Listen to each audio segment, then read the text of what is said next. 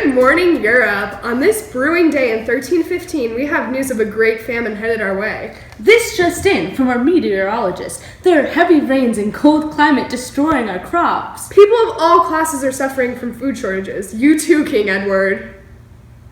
There has also been a strange flux in the amount of rats in Europe. Now for our daily joke, democracy. Am I right? In case you're a peasant watching and don't understand, feudalism is the way to go. For our first segment of the day, let's switch to a report on the field, interviewing our local farmers about the mysterious famine. I'm here live in central England with two farmers. What are your names? I'm Farmer John, this is Farmer Harry. So tell me, what's happening with the crops? Well, the cold weather and the heavy rains are really ruining them. The family is starving. So nothing's growing? Absolutely nothing.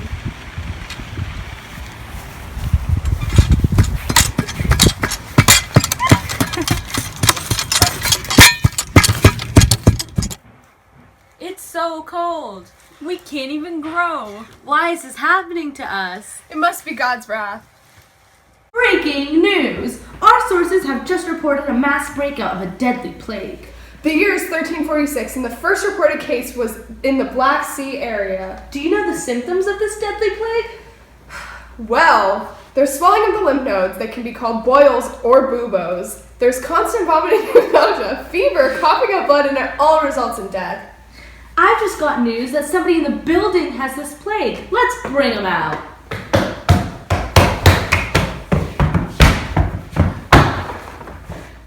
Hello, what's your name? I'm dying. Well, nice to meet you. Can you tell us how you're feeling? Not good. How does it feel to know you're one of the first people with this mysterious plague? What was that?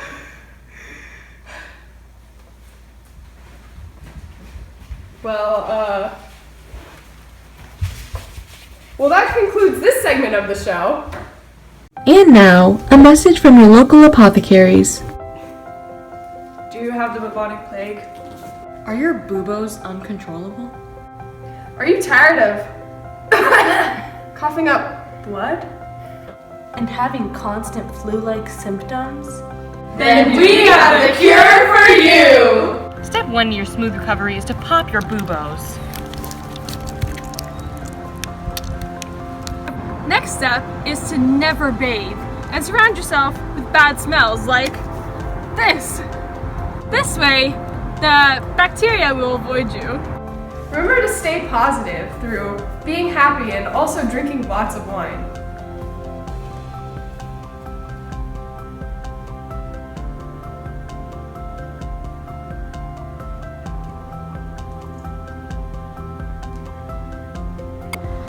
Finally, make sure to be very nice to the poor to help prevent yourself from catching that pesky plague.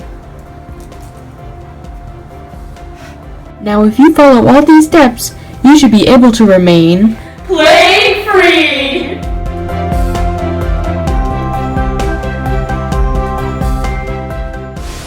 And we're back. Today we have a very special guest on the show who goes by the name of Nicephorus Gregoris. Hello everybody. Thank you for having me. So, Nicephorus, what are you here to tell us today?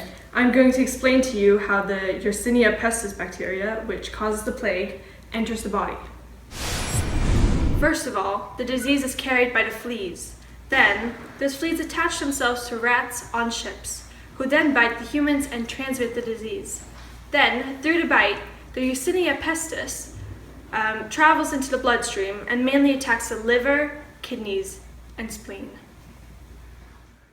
And now, a visual for all the peasants watching.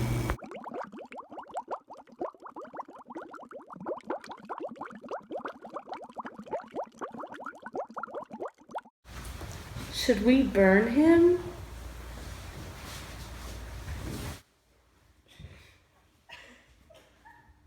And now to a commercial break. And now, a message from your local flagellants. Hi, we're the Flagellants. Are you tired of suffering God's wrath? Do you wish this curse could be lifted? Well, do we have the solution for you? For just 10 pence a day, you can be part of Europe's hottest club. With those prices, your wallet won't be the one feeling the pain. Let's take a look at a regular day in the life of a flagellant. We We start off our day with a nice cup of coffee. And then we whip ourselves. Next, we head out to a nice brunch. And then we whip ourselves. After that, we go out to the market and buy some groceries. And then we whip ourselves. At the end of the day, we treat ourselves to a nice dinner, and then we whip ourselves. If you can't catch us in England, we'll be on the road next month for the rest of our Backlash Boys tour.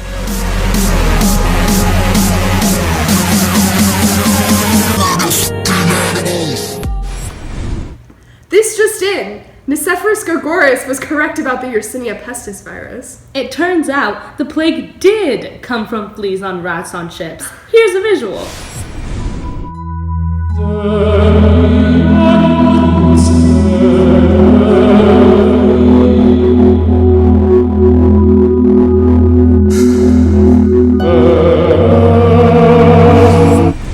Wow! Scary stuff. Guess we shouldn't have burnt him at the stake. For our next segment, we're going to have a very special Danse Macabre visual act in our own studio.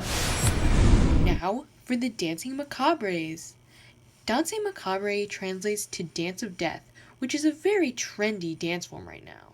This trend can be found in many paintings today, such as those by Bernd Noetke and even Hans Holbein's woodcuts.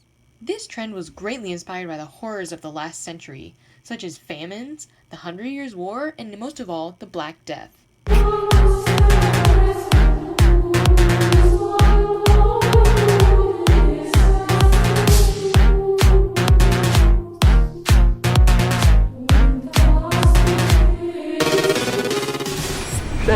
So now we're back at the farm, and boy have things changed. Tell me, how's your life now? It's great! The economy has surged greatly!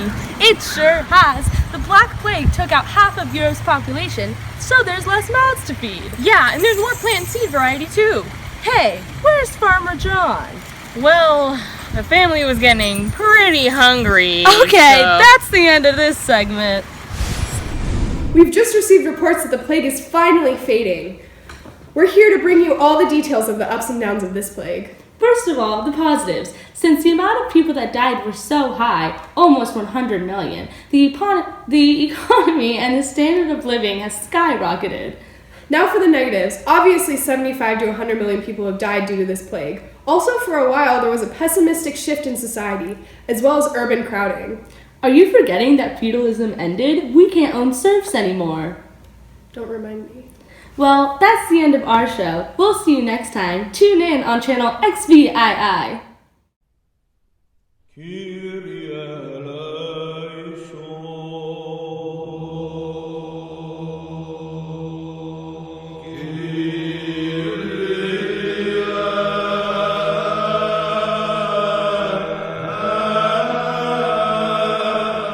I'm here live in central England with two farmers. What are your names?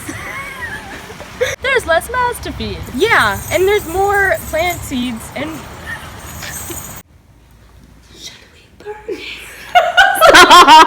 and then we whip ourselves. I hit my ear! Shut up! I don't remember what it was. I caused the Black Plague. I attached myself onto fleas, and they attached themselves onto rats.